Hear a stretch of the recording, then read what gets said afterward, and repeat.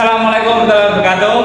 Waalaikumsalam warahmatullahi wabarakatuh. Oke, masih semangat toh? Ya, Mulai keras. Masih semangat toh?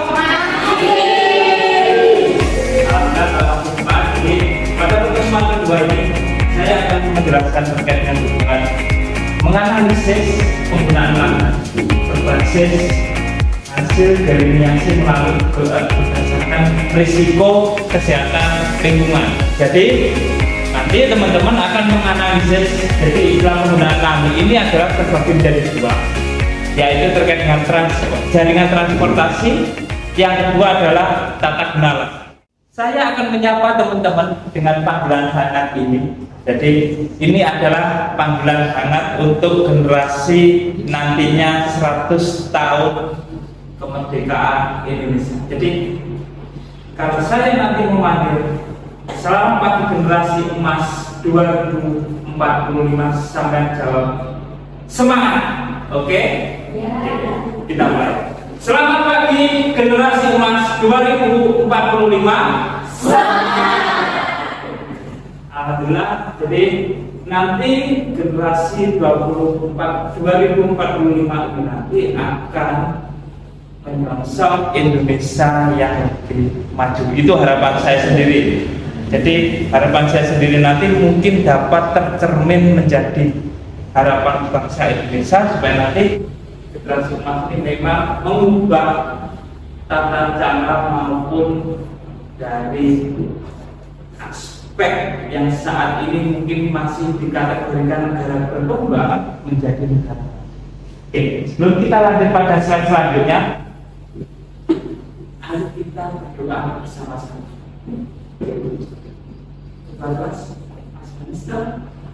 Oke, pimpin berdoa. Sebelum memulai pembelajaran pada pagi hari ini, berdoa menurut agama dan kepercayaan masing-masing. Berdoa dimulai.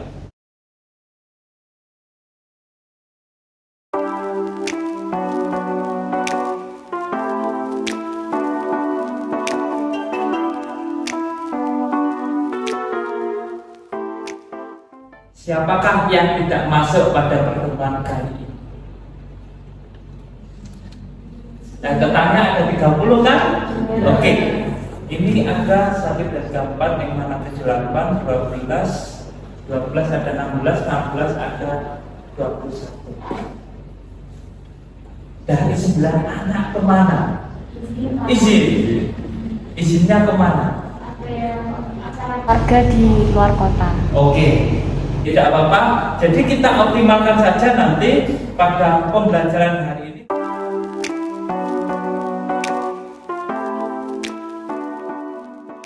Untuk yang kesehatan lingkungan banyak di rumah sakit Ketagiri, apalagi waktu zaman COVID banyak limbah seperti APD, terus vaksinasi dan lain sebagainya. Oke, mungkin itu sangat berisiko Mas ya kalau tercemar ke permukiman sekitar, karena kalau kita cermati ini, mohon maaf, untuk korban jiwa yang terkait dengan wabah pandemi COVID kemarin kan disendirikan untuk lahan pemakamannya. Jadi ada pemakaman umum dan ada satu lahan kecil lagi untuk pemakaman yang khusus.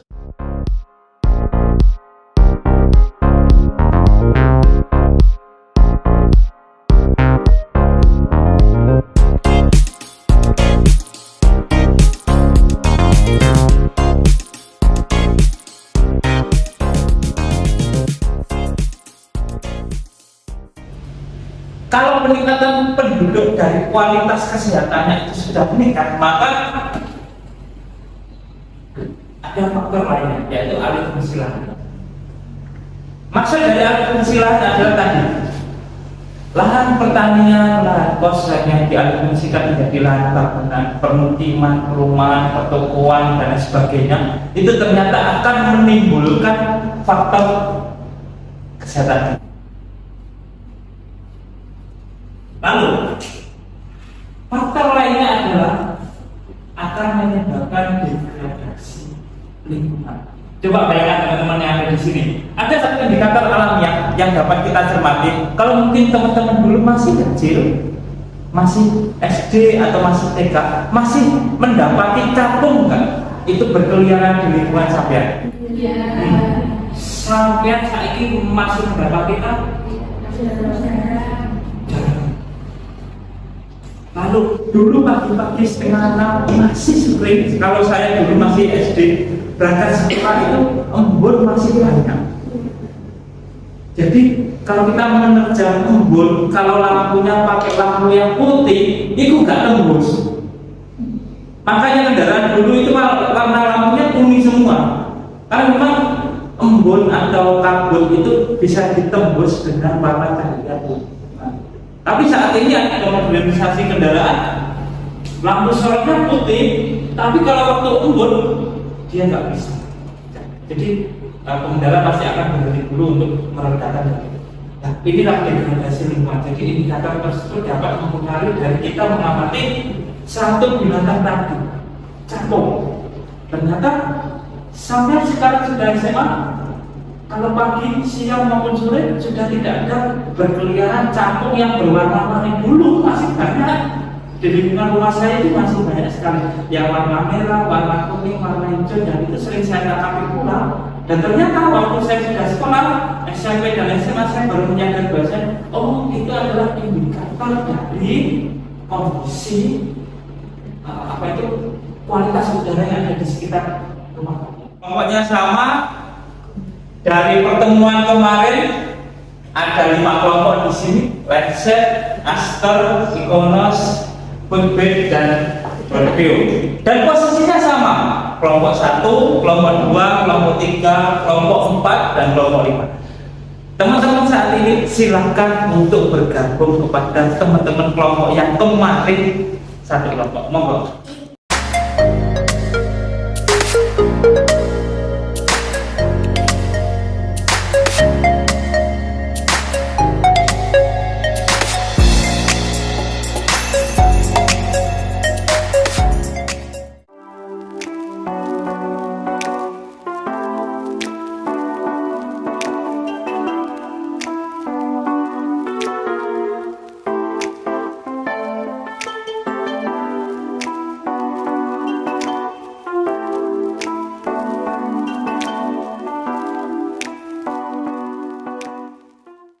Ini saya bagikan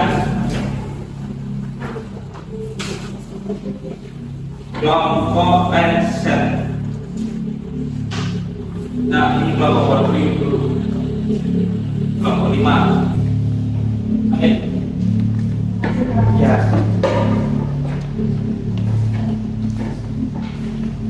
Ini kelompok 3, med.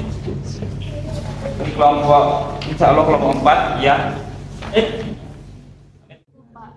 Kan ketika dewasa itu kalau airnya kan mengandung klorida ya Pak. Nah itu kalau buang air limbahnya itu di sungai. Nah nggak tahu itu sungainya milik Kertoyoso sendiri atau juga berhubungan sama warga. Tapi kan ending-endingnya itu juga nyalur ke sumber yang lain. Sungainya yang ada di baratnya Kertoyoso itu ya. Iya. Kalau kalian pernah ke SMA 8 kan di depan SMA 8 kan ada sungai kecil itu. Nah itu mengalir sampai ke utara.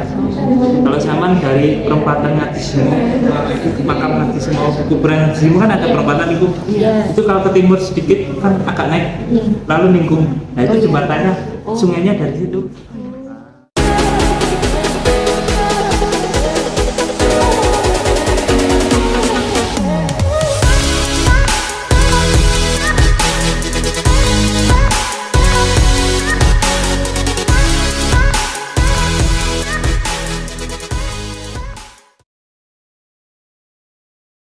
Kelompok 5, yaitu kelompok Review.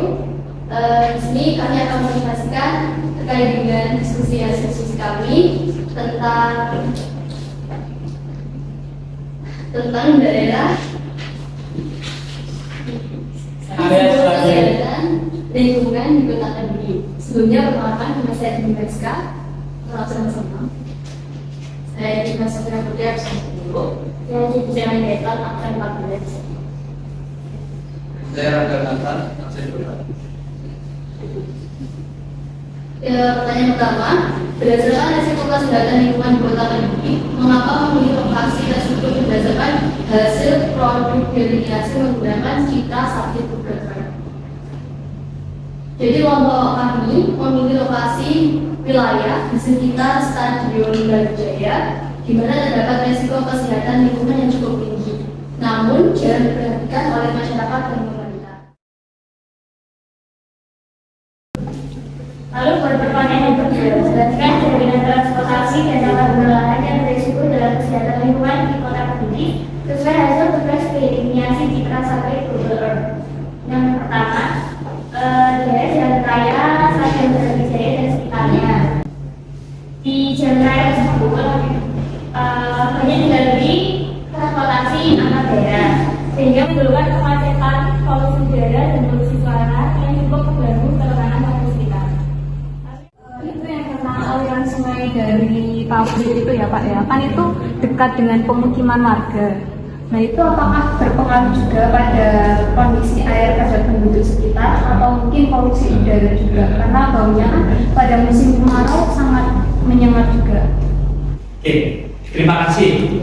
Kita tarik ulur dari pembahasan kemiringan lereng di daerah Kota Kediri. Kota Kediri itu karakteristiknya, morfologinya adalah landai. Jadi kalau kalian naik sepeda motor itu lempeng, nggak ada naik turun yang begitu signifikan.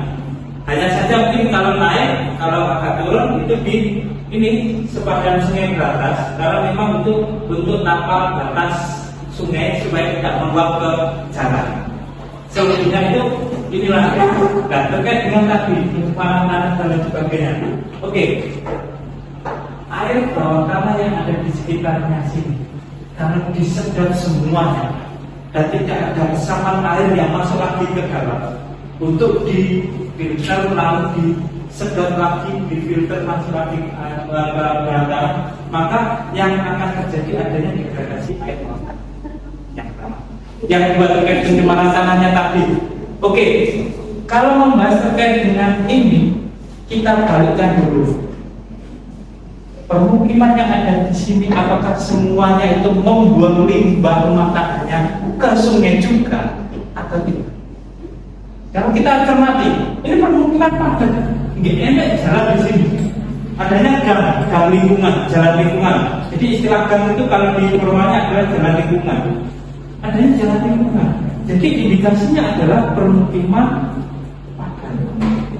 Di sini ada permukiman padat, nantinya akan menimbulkan limbah rumah tangga yang akan produksi.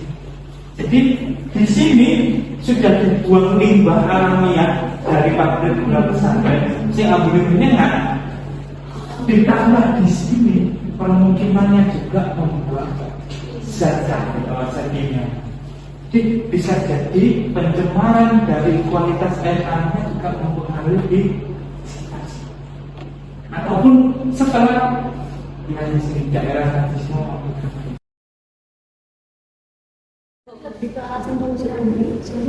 Pertama kami dari Bapak akan mempresentasikan hasil diskusi dari sebelumnya. Pertama nama saya Nani Gajah, absen 20. Saya senang dari Brawijaya, absen 11. Saya dari DKP absen 28. Saya Denis, absen 7. Pertama, berdasarkan risiko kesehatan lingkungan di kota Kediri, mengapa memilih lokasi tersebut berdasarkan hasil produk delineasi menggunakan Citra Satelit Google Earth? Karena di lokasi tersebut terdapat rumah sakit di Kediri, di mana limbah dari rumah sakit tersebut berpengaruh terhadap lingkungan sekitarnya, seperti sampah-sampah medis. Mengingat rumah sakit Trisuci juga dijadikan tempat isolasi pasien COVID yang lalu. Transportasi yang ini terlalu padat di daerah tersebut dan adanya TPS yang tidak jauh dari lokasi yang dimiliki.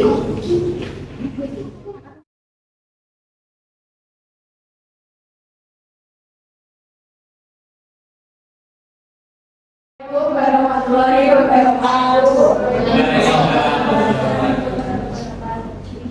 Selamat pagi teman-teman. Kali ini kami dari kelompok Geografi ingin mempresentasikan hasil kerja kami tentang RSUD Gambreng. Sebelumnya, perkenalkan, nama saya Syirani Endika, nomor absen 26. Saya mengenalkan Riani, nomor absen 16. Saya Naswa Kamila, nomor absen angkatan 22. Saya Din Syahwat dari nomor absen 15 dan ada satunya lagi Almira Amala nomor absen 1 sebagai operator. Oke.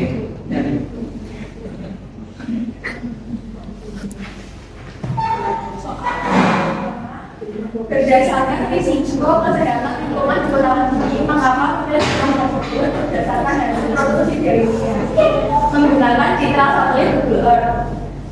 Kelompok kami memilih RSUD Gambiran karena RSUD Gambiran adalah fasilitas vital yang sangat diperlukan di daerah sekitarnya. Ditambah dengan luasan di Gambiran memiliki banyak sekali limbah yang contohnya pakai APD, lalu alat medis, masker, dan yang lain-lain. Pastinya dapat menambah kesehatan kita pada kali ini.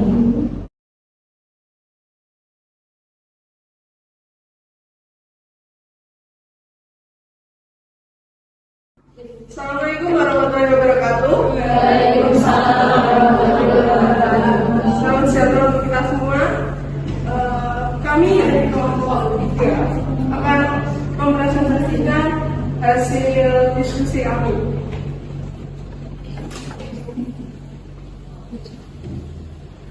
Berdasarkan risiko kesehatan lingkungan di kota Kediri, mengapa memilih lokasi tersebut berdasarkan hasil destinasi menggunakan citra satelit Google Earth.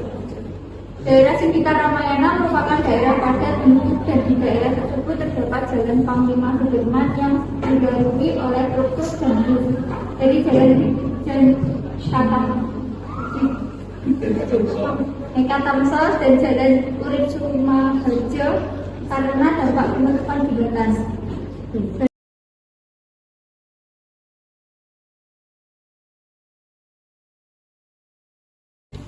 Tiga, bagaimana dampak jaringan transportasi dan tata guna lahan dikaitkan dengan seluruh resiko kesehatan lingkungan yang didapat dari hasil delineasi menggunakan citra satelit Google Earth.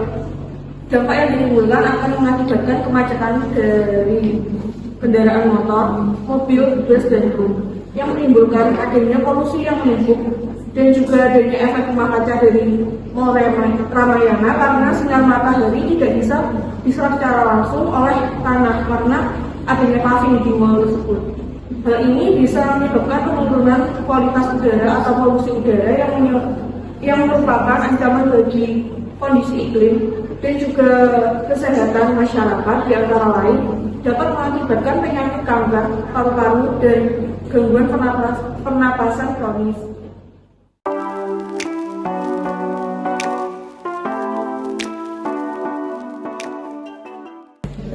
Menurut saya sangat penting untuk mempelajari materi ini karena kita tidak hanya tahu dampak resiko kesehatan lingkungan itu terhadap lingkungan saja, tapi juga terhadap diri kita sendiri. Oleh karenanya perlu ada kesadaran dari diri kita sendiri untuk menjaga lingkungan alam tempat kita tinggal.